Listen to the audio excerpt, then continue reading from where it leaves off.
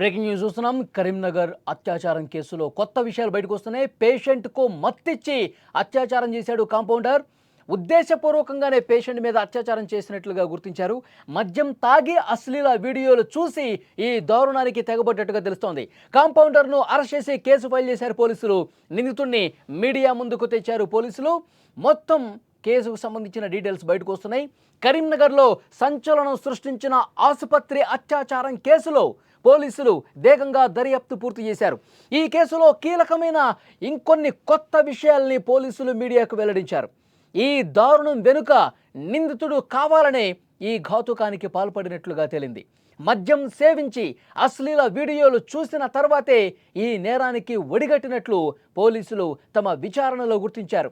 ఈ నెల 6వ తేదీన కరీంనగర్కు చెందిన ఓ యువతి తీవ్ర జ్వరంతో బాధపడుతూ తన తండ్రితో కలిసి హాస్పిటల్కి వచ్చింది. వైద్యులు ఆమెను పరీక్షించిన అనంతరం రాత్రిపూట ఆసుపత్రిలోని అత్యవసర విభాగంలో ఉంచారు. ఆ సమయంలో యువతి తండ్రి ఆసుపత్రి బయటే నిద్రపోయాడు. అర్ధరాత్రి వేళ అంటే 7వ తేదీ తెల్లవారుజామున అదే ఆసుపత్రిలో కాంపౌండర్గా ఓటీ టెక్నీషియన్గా పనిచేస్తున్న దక్షిణామూర్తి నిద్రిస్తున్న ఆ యువతి చేతికి మత్తు ఇంజెక్షన్ ఇచ్చాడు. ఆమె స్పృహ కోల్పోయిన తరువాత అత్యాచారానికి పాల్పడ్డట్టుగా తెలుస్తోంది. ఉదయం మెలకువ వచ్చిన తర్వాత ఆ యువతి జరిగిన దారుణాన్ని గ్రహించింది.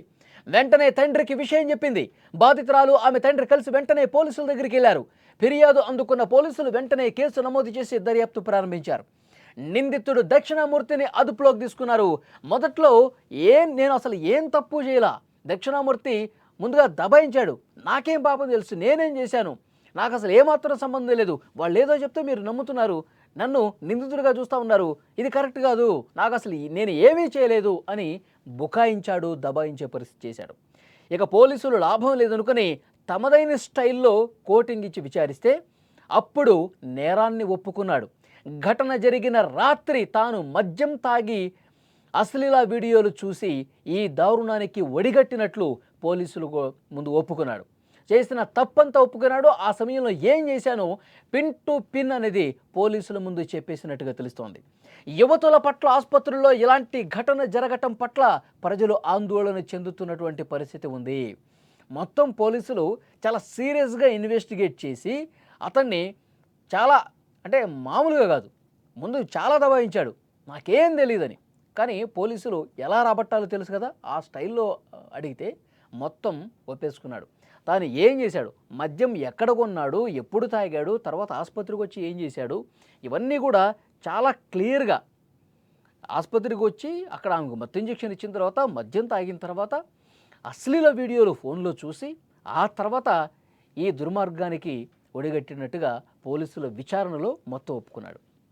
ఇప్పుడు ఆసుపత్రుల్లోనే రక్షణ లేని పరిస్థితి కనిపిస్తుంది. ఆసుపత్రుల్లో అమ్మాయిల్ని జాయిన్ చేపిస్తే వాళ్ళ హెల్త్ ఇష్యూస్ ఉండి అడ్మిట్ అవ్వాల్సిన పరిస్థితి వస్తే ఇక్కడ మానాలు పోయే పరిస్థితి ఉందా?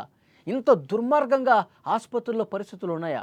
ఇప్పుడు మత్తు ఇంజెక్షన్ ఇచ్చిన తర్వాత ఈ దుర్మార్గం చేశాడు. ఉదయాన్నే ఆమెకి ఏదో అనిపించింది, అట్లా ఏదో దారుణం జరిగిందని చెప్పి అనిపించి పోలీసులు కంప్లైంట్ చేసింది. ఎందుకంటే ఆ మత్తులో ఉంటుంది కదా, కొద్దిగా తెలుస్తోంది ఆమెకి.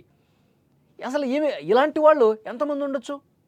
చాలామందికి తెలియకపోవచ్చు, కానీ తెలిసింది కాబట్టి ఇది బయట ప్రపంచానికి సమాచారం వచ్చింది.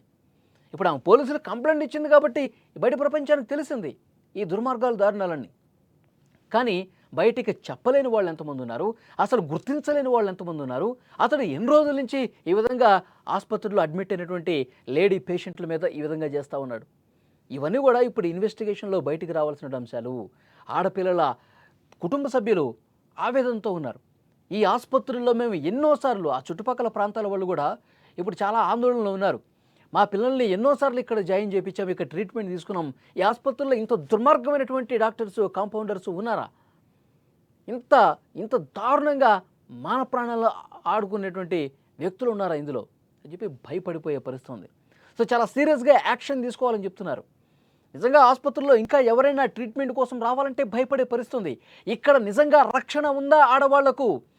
ఆసుపత్రులు అంటే ఒక దేవాలయంగా చూస్తారు, వైద్యం చేసేవాళ్ళంటే దేవుళ్ళుగా చూస్తారు. అలాంటి వాళ్ళే ఈ విధంగా మానాల్ని దోచుకునే పరిస్థితి ఉంది, ప్రాణాలతో చెలగాటమాడుకునే పరిస్థితి ఉంది అంటే ఇంకా ఎక్కడికి పోవాలి అంటూ ఒక భయం కనిపిస్తుంది అక్కడ. సో పోలీసుల్ని డిమాండ్ చేస్తూ ఉన్నారు. ఆ కుటుంబ సభ్యులే కాదు, ఆ బాధితురాలి కుటుంబ సభ్యులే కాదు, మొత్తం ఆ ఏరియాలో ఉన్నటువంటి ప్రజలందరూ కూడా డిమాండ్ చేస్తూ ఉన్నారు. వాడిని కఠినంగా శిక్షించిన వాడు ఇంతకుముందు కూడా ఏమైనా దుర్మార్గాలు చేసి ఉండొచ్చు, వాటిని కూడా వెలికి తీయండి. ఆసుపత్రుల్లో ఒక గట్టి నిఘా పెట్టండి. అమ్మాయిల్ని ఆసుపత్రుల్లో జాయిన్ చేపించి 4-5 రోజులు ఉంటారు ఆసుపత్రిలో. కుటుంబ సభ్యులను బయటే ఉంచుతారు. మీరు లోపలికి రావద్దమ్మా, మీరు బయటే ఉండాలి, మేము పిలుస్తాము. ఏదైనా ఇంజెక్షన్ అవసరమైనా, పేషెంట్కి ఏదైనా అవసరమైనా మేము పిలిచినప్పుడే మీరు రావాలని చెప్తారు. కానీ లోపల వీళ్ళు ఏం చేస్తూ ఉన్నారు? ఇది నిశితంగా గమనించాల్సినటువంటి విషయం.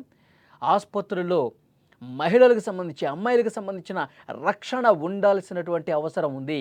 దీని మీద పోలీసులు ఎలాంటి చర్యలు తీసుకోవాలో ఆ గట్టి చర్యలు తీసుకోవాలి.